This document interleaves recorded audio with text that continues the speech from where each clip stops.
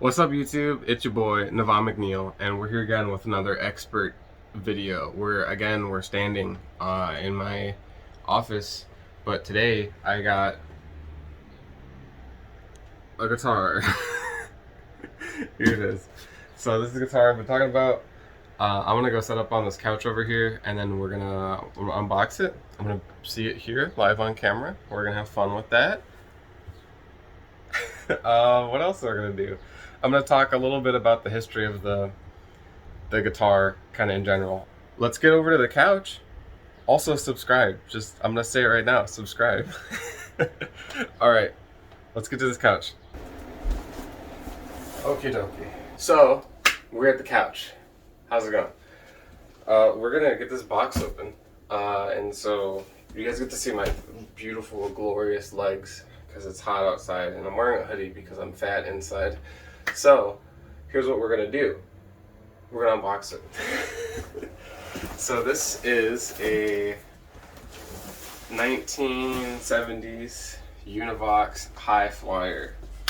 And to give some background on Univox, they were kind of like a Japanese copy manufacturer when they made guitars, but they made amps that are, I don't know why I'm holding a knife like that, it's kind of cracked up, but they made amps that were semi-popular, and kind of at the time they weren't well known, or they weren't really well liked, but they were kind of like the Squier of the 70s, kind of, because at the time there was a whole bunch of like Japanese guitar manufacturers and Japanese companies getting into the music world as far as guitars are concerned, and Univox is one of them. I think they started as like a liaison where they would import gear from other countries, but then they turned to making their own gear because they thought they saw a profit there. And like many other companies like Arai, Hagstrom, I think even Epiphone, they use the Matsumoto factory in Japan. I think I'm saying that right, Matsumoto. I think that's what it's called. And it's like that. It's no longer here. It's now a public park. But at the time, it was like the premier cheap Japanese guitar manufacturer. So that's kind of where Univox is coming from. So they made Strat copies. They made Les Paul copies. They were kind of a part of the whole lawsuit era. So they pre 77s kind of stuff. So they really went in hard on some of these copies. And this is also a copy guitar, but I actually like this version of it better than the actual guitar, which is why I didn't buy the actual guitar. Okay. And so this model is the Hi-Flier, which is a copy of the Mosrite Ventures, which was a guitar made for the band called the Ventures by Mosrite, and then Mosrite didn't like copyright the body style correctly, so then it basically got copied by everyone. This one is the Univox copy, which is a little bit different looking from the normal one. It started off, so there's 4 phases of the Univox copies. There's a phase 1, which has 2 P90s and like almost like light switch style rocker bridges. Like if you look at old Japanese like 60s and guitars, they all have that kind of rocker switch. Then they moved to phase 2, which in phase 2 they changed the logo on the headstock and they moved from the rocker switches to a more traditional toggle switch, but they kept the P90s, and I think they phased out, there was a tortoiseshell guard, I think they phased it out for a black one, and they added some more body colors. Then there's a phase 3, which is what I have, which they added the addition of, you could buy it with humbuckers now, they had their own humbuckers, and then you could still buy it in the P90, but they also had the humbucker version, and then I think they added some new colors, and they added like a white pickguard. And then the last phase, which is most famously known, it's phase 4, but it's most famously known as like the guitar that Kurt Cobain used in the Heart-Shaped Box video. They changed the position of the knobs, and then they added, I think they changed all the necks to maple fretboards, I want to say. And then they changed, that was basically all they changed actually.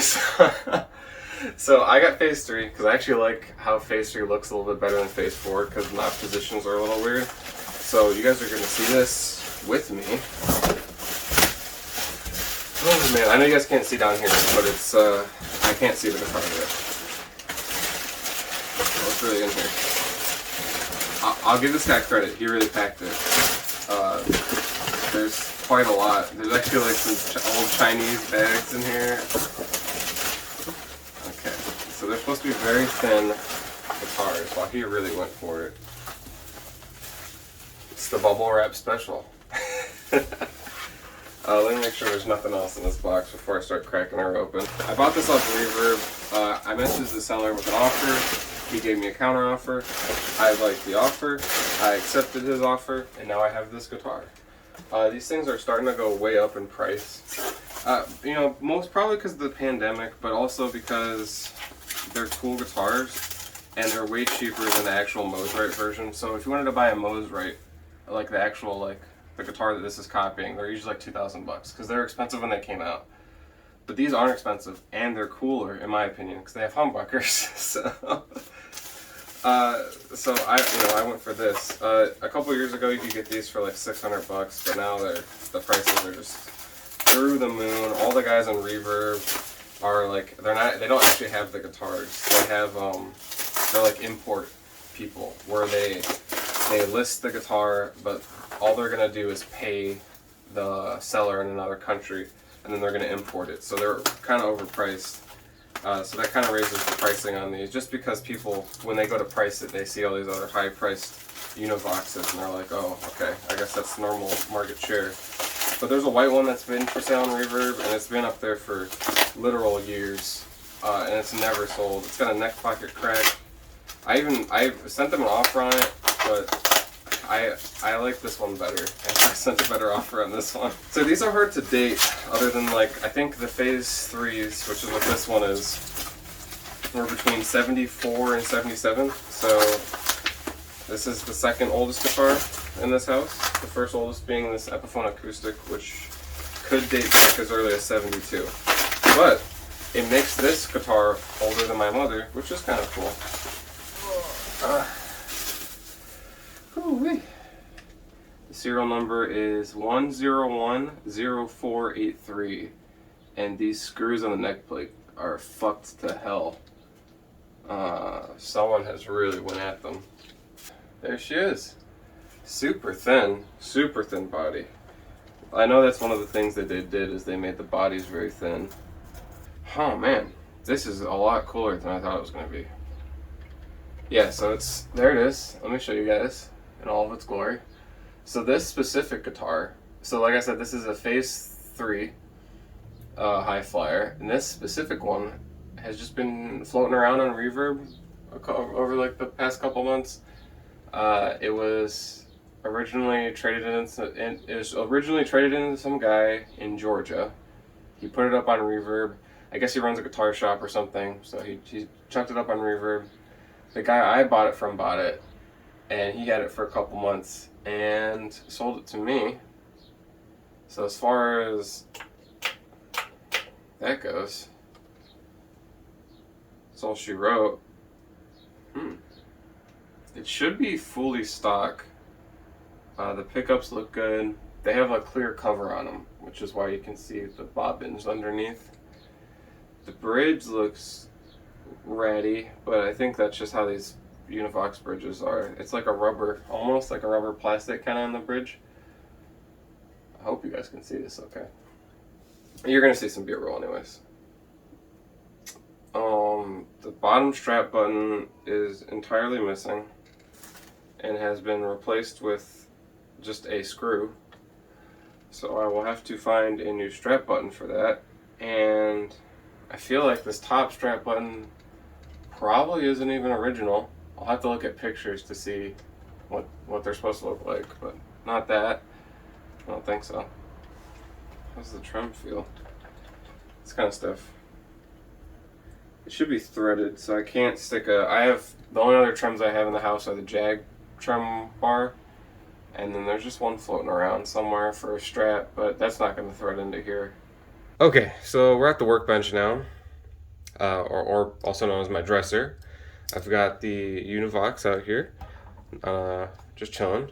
I figured I'd give you guys a more detailed look because I reviewed the footage of me unboxing it, and I pretty much just stare at it the whole time and mumbled to myself. So I cut most of that out, and now we're here on the workbench so you guys can see everything up and in detail. So since the unboxing, I was able to get a reproduction tremolo arm that threads right in, and it looks stock. I think it was like 20 bucks on eBay or something like that. Some guy was just making reproductions, so sounds good by me. The trim works actually, set up pretty nicely. It feels like a Jag trim, basically. Yeah, I would say probably a tiny bit stiffer than a Jag trim, but maybe that's just because of the age. But it feels nice. So I guess we'll kind of go into some of the fun details on this beautiful instrument. We'll start with an overview of the specs that it's got, and I'll kind of walk you guys through. So there is clear covers on the pickups there. There we go. I should be able to see that. So there's clear covers on the pickups. They're not very super hot pickups. You'll hear in the demo, but this one come kind of unmounted. It like kind of slides forward sometimes. I think there's something wrong with these two screws. We're actually going to investigate that today. And then this pickup is fine. It's not moving around at all. The switch feels really good for what it is. I think the pickguard used to be white at some point and it has now turned a cream color, or maybe it came cream. I will put up right now on the screen kind of what I find. The bridge is very interesting here. So it's got these nylon saddles, and then you can adjust the string spacing, but this is much better than the Jaguar adjustable string spacing. If you've ever seen the Jag string spacing, these aren't deep enough to hold the strings, so they ping out. But on this guitar, they are deep enough. So, and then it's migrated over time, so I've moved all the strings to the farthest left. This guitar does need a good setup, but I'm not going to do that today. So as far as the body goes, the finish is kind of sinking into the lacquer. You can see it right about there. The light reflecting off that finish.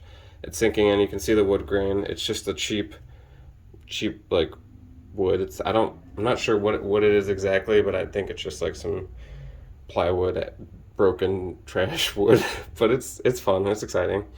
This guitar's seen better days. We have some road wear on the sides, some dents, some dings, some of the paint missing.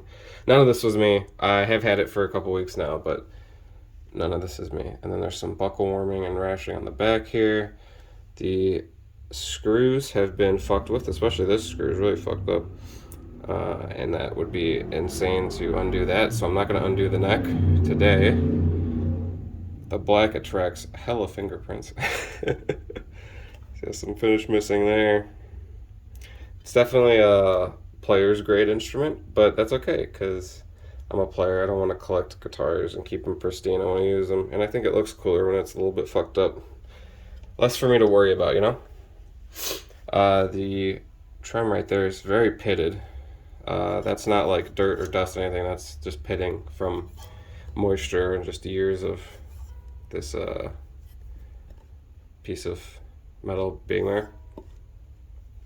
What I think is really cool about this guitar is there's little holes in the pickguard right there, so right next to the volume of the tone, and that marks where your volume and tone are. So unlike Fender stuff, they don't ever mark what number you're at. You're just like, oh, I'm vibing, dude. I guess I'm at 10 because I maxed out, and then you can be like, I guess I'm at 1 or 0 because I'm all the way at the bottom. But here you can see where you're at. This knob has probably been moved around a little bit. I might pop that off and readjust that so that there we go, sits in place nicely. Ah, I see why it was placed like that. It's probably a slight misprint. I don't mind. But yeah, so you can like dial in like on the tone. If we wanted to go to 8, we can go to 8. So now we know that we're 8. So, you know, Les Pauls have been doing that for years, but Fender doesn't do shit like that at all.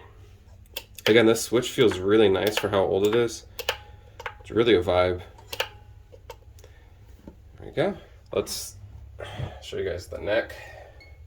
This is the back of the neck. That stripe of wood is how I was able to identify that this guitar has been sold a few times in Reverb. This wood grain is very, very striking and very unique to this guitar.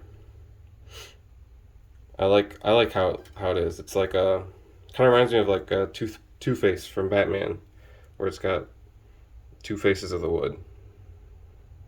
So very tight grain on this wood. I believe it's just a maple neck, nothing crazy. And then there's a rosewood fretboard. Frets need to be polished up I'm not going to do that today. When this guitar gets a string change, I'll, polish it and clean it. Headstock's looking pretty good. Logo's all intact. There's a little bit of damage on the tip, but nothing crazy. No, like, cigarette burns or anything. We are missing 2 screws on these gears. If anyone knows where I can buy those screws, please give me a shout. I have no fucking clue where to get those. But it seems to be just fine. The gears have held in. They held in from shipping from California, so I'm not super worried about it. But it would be nice to put some screws in there. So as far as that goes. And then the fretboard is very worn down. You can see the finger wear, especially in the cowboy chord area. There's some finger wear. Not very played up here, but the frets have definitely been leveled quite a few times. Very low action, super low. It actually doesn't buzz all that much. It buzzes a little bit, but it's not because it's touching the fretboard. It's because the bridge is a little out of whack these days. But surprisingly, this low action, it stays in tune and it plays nicely. So I'm not going to touch the action on that. And then I'll show you guys the strap button here. It is just, mentioned it in the unboxing. It's just a screw someone put in because they lost the original strap button. So that's fun. And there's some more marks around the edge there. Very nice. This guitar's been floating around for a long time. Whoa. So let's crack into this pickguard and I'll show you guys what the fuck is up. And so here's what's under the pickguard. A little dirty, but we have 500K pots. Just some run-of-the-mill, everyday kind of stuff. There we go. We have 500K spot pots, just a standard output jack, green capacitor. I'm not sure what the capacitor thing is, what its value is. There we go. It's black because this is a 4-ply pickguard, so we have white, black, white, black. So this hole doesn't all continue all the way back here. It actually just goes to the top of the black, which is very cool. I like that. So it's got some nice juice in there because it's been vibing for a couple years. So yeah, there's that. The route's very clean actually for such a cheap guitar. They did a really good job on this route. See, they routed a little bit deeper over here, something there. No markings so far under here. I'm gonna undo some of these strings. I'll be right back. I'm gonna loosen these strings so we can pop open the pickups. All right, so we're back now. I've got the strings loosened. I took the bridge off so you guys can see a little bit that a little bit closer with that nylon saddles. They're a bit dirty, but they still work. They work just fine. Yeah, let's see if we can get that to focus. It would be kind of sick if it could focus. Hello? You guys get the point. There's nothing stamped on the bottom. There's a little mark under there, but that's just from it existing for a long time. Nothing crazy with that. And then there's just 2 posts here, and it's secured with some Phillips screwdrivers. These thumb wheels are very loose. Very, very loose. So, and if you're wondering, the tuners aren't very smooth at all. They've been filled with crust over the years, so I do need to lubricate those at some point in time. Okay, so I'm gonna undo these pickups real quick for you guys. Ooh, that is nice and crusty under there. Look at that. That's seen some years. So, I think that's wax. I think that's old wax. I believe these are wax potted. Not sure exactly. No markings under here. The route doesn't say anything. Ooh, it smells like the 70s though. I'll tell you that one. This is a 3-point adjustment. And you can see the springs down there. And the two legs go on this side of the guitar. All right. Same kind of situation under this one. Nothing super wild. I would like to know why this was pulling up. Oh, that's why it was pulling up.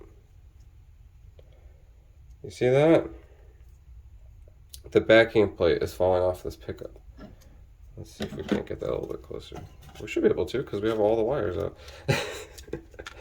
So if you take a gander right there, can we focus? Okay, thanks, camera. But yeah, you can see the whole pickup's coming off the backing plate. Pickup still works. We can kind of see some of the construction in there. There's the 2 magnets. They don't look like very high quality magnets. Oh, it's coming all the way off. So it's been vibing for a couple of years. It's been vibing, to say the least. So that's what's in there. I think what I'm gonna do is I should be able to kind of score this area and then do a quick blip of solder to kind of keep these in place. Kind of how like old Gibson pickups will do. So I want to be careful to not scorch the plastic. But let's get that out of the way for now. Alright, and as far as this route under here goes, same situation up here. Nothing wild, nothing crazy, no markings, I don't see anything. You can see a little bit of there's a truss rod kind of access point right there, which is weird because you can access the truss rod at the top of the neck. Let's see if we can't get into here. Yep, and that's exactly what we thought was going to be under there. It's just a normal jag trim where you push this down and then it pushes this plate, which is mounted by this spring that's just pushing it up, and then that wiggles the ends of the strings. So this is a lock. Oh, sorry, this is not a lock. This is where the post goes. There is a piece of green felt under there. I bet you that green felt is surplus from like old pool tables that they just had in Japan. They got crafty like that. Nothing in there, just some old dust that they never cleaned out from routing it that's been stuck in the paint. And that's, yeah, there's no markings in there, nothing of significance. But that's what these look like with nothing on it. So not sure how the Eastwood bodies look, but if they look different, let me know. Now I have to have the fun and exciting moment of putting this all back together, but you guys don't get to witness that. So without further ado, please enjoy the tone demo. Welcome to the band room, everybody. So today I'm recording, let's mute my guitar first. Okay, so today we're doing a double microphone type situation dealio. I got the amp mic'd up and I got my voice mic'd up. This mic is not meant for my voice. It's supposed to be just a room mic. So I probably sound pretty shit. So let's just get into the demos, the tone of the Univox. So as you saw on the bench, I added a new tremolo bar, and that's pretty much all you guys needed to know. So we're gonna start with some clean tones with just some of the Zoom G2 reverb. If you want to know my full pedal board setup, please check out my last video. It's like an hour long of fun and excitement. This video is hopefully not an hour long. So here is the bridge pickup with full tone and volume on the Univox. We're gonna do some chords for you.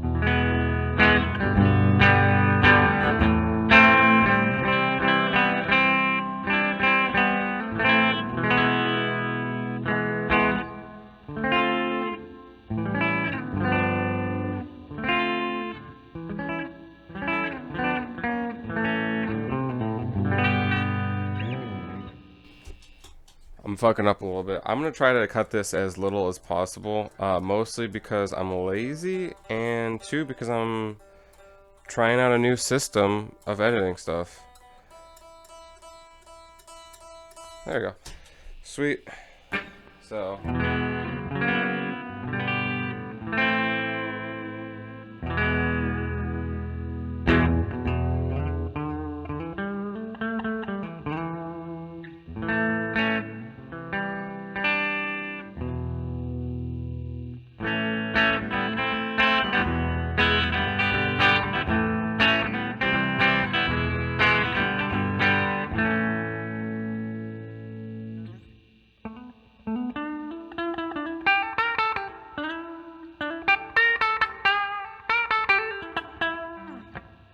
I'm just kind of noodling around in the clean area.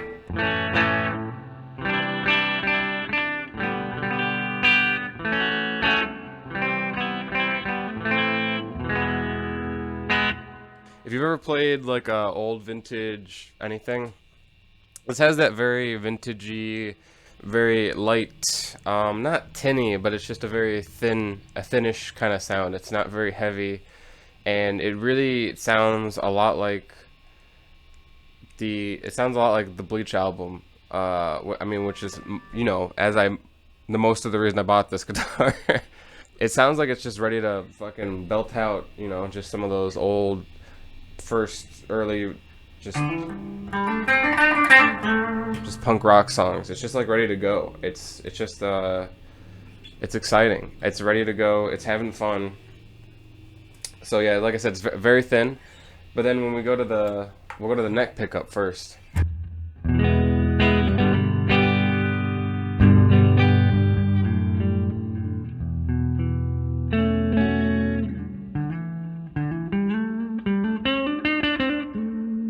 I'm sorry if I'm flubbing notes. I have big meaty sausage hands. That's just par for the course when you're on my channel.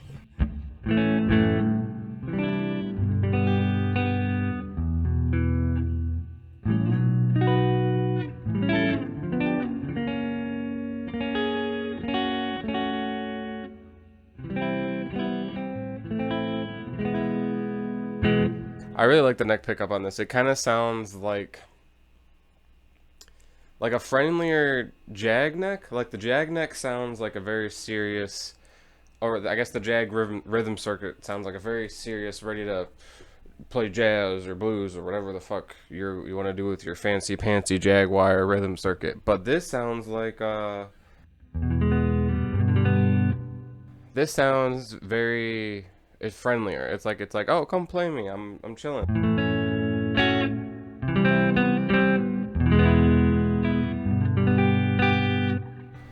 Yeah, it's very, very thick.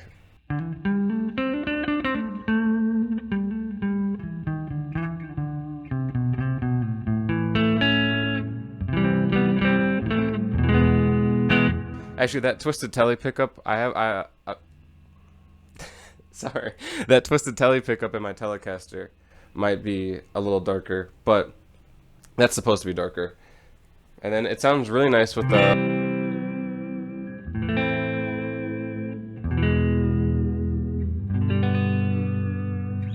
I really like the cleans on this guitar. And if you're wondering, I'm filming this like actual weeks after the initial unboxing, so I've been playing around with it for a while, so I kind of know, I know the sounds. Oh, it didn't like that. Oh, okay. We're not gonna mess with that. That was bad.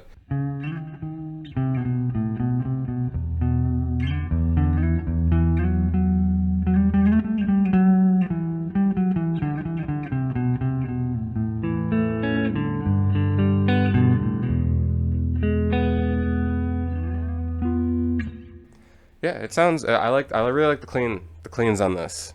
So yeah, that's the cleans. Oh, that's the neck. Let's go to the middle pickup so you guys can hear some of that.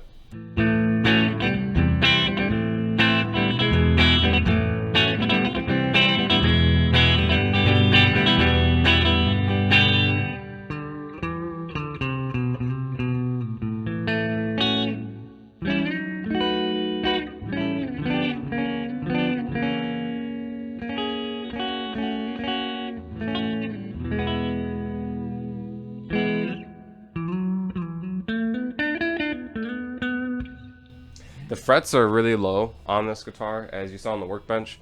I don't know if that's because it's just been... Actually, I do know. It's been fret leveled quite a bit. You could tell because the top of the frets are... They're flatter than they would be stock. But they were, to begin with, they would have already been small frets. And this neck is just super thin. Like, even though the neck is like... It's a very sticky gloss. I think this is the stickiest gloss neck that I have in my collection. But it's, you don't feel it because I'm not touching it because the neck is just so thin that I'm not even worrying about it. Like, my fingers are mostly just on the fretboard where there's no finish, there's nothing.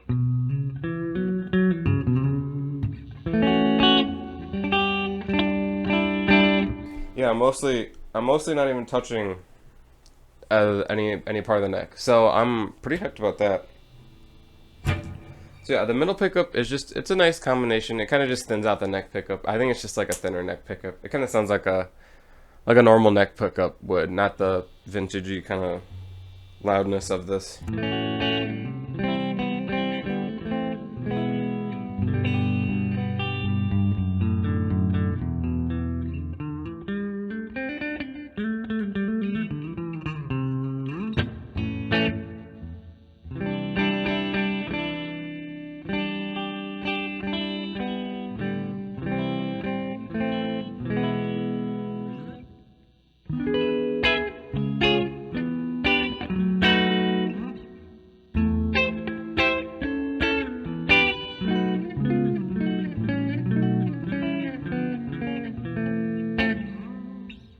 Yeah, so that's what the metal sounds like. We're gonna do bridge, and then we're gonna clap on some distortion. You know what? No, we're gonna before we do distortion, let's hit up some chorus so you guys can hear some of that nice surfiness. That's too much chorus. Ooh, I can hear it being too much chorus. There we go.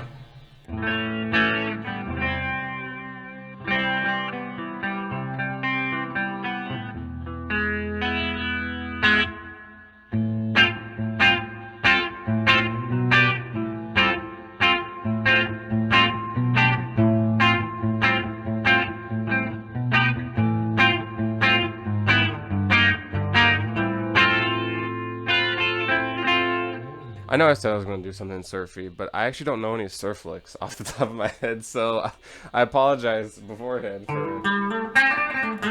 for misrepresenting the surf community.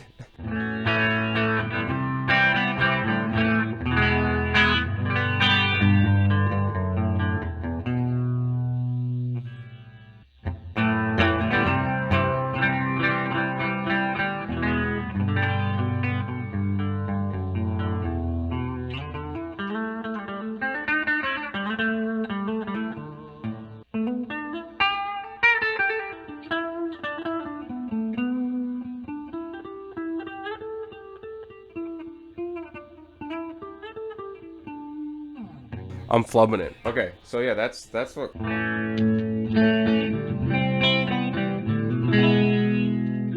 That's what it sounds like with a little bit of chorus on it. You guys get the gist. Let's hit it with the distortion and call it a day. I'm ready to call this review to a close. It's probably around 30 minutes right now, and y'all don't need to be wasting 30 more minutes on this just hearing me play stupid stuff. So let's do some stupid stuff.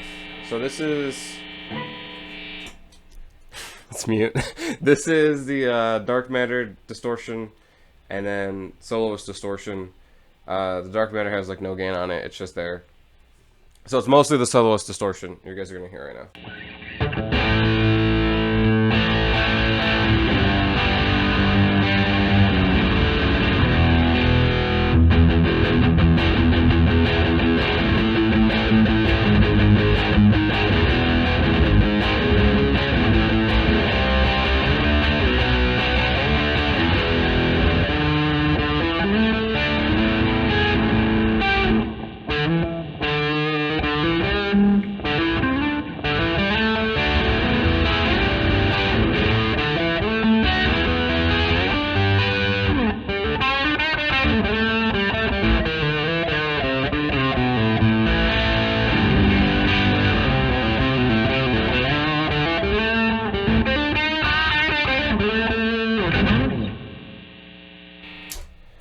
I was a fan of that. What do you guys think? Let's do the same thing with the neck. Let's see what's up.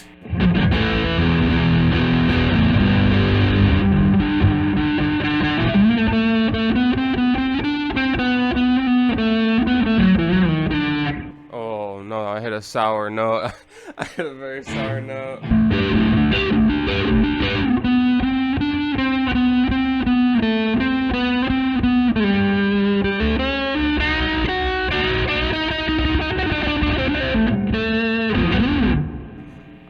That was something that was way out of my range.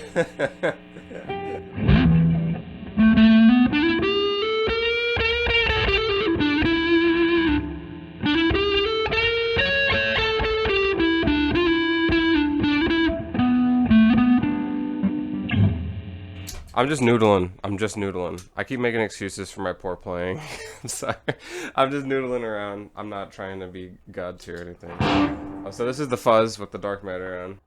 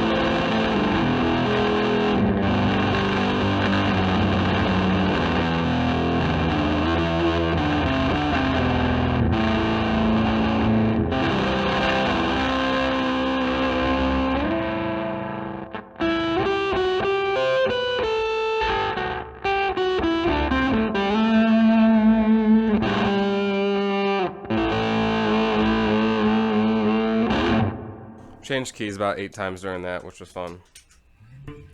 I think that's all you guys needed to hear, man. I feel like that's where we needed to be. That's 16 minutes of fun. I'm probably gonna cut out 6 minutes of that garbage. And yeah. Anyways, that's been the the Univox Hi-Flier 70s edition. I mean, not the Eastwood, 70s actual vintage here. Legit. Been chilling. I've been Navan. You've been having fun. Thank you for watching the video. Again, hit the subscribe button if you want to see more videos. Hit that like button. Should be more consistent with uploads now. That's a fucking lie. I already know it. You're not going to see another video for 8 years. I promise you that one. Don't listen to me. Don't listen to me. Anyways, like if you want to like. Subscribe if you want to subscribe. Thank you for watching. I've been Navan. See ya. Bye. Adios. Adios. Bye-bye. See ya. Bye.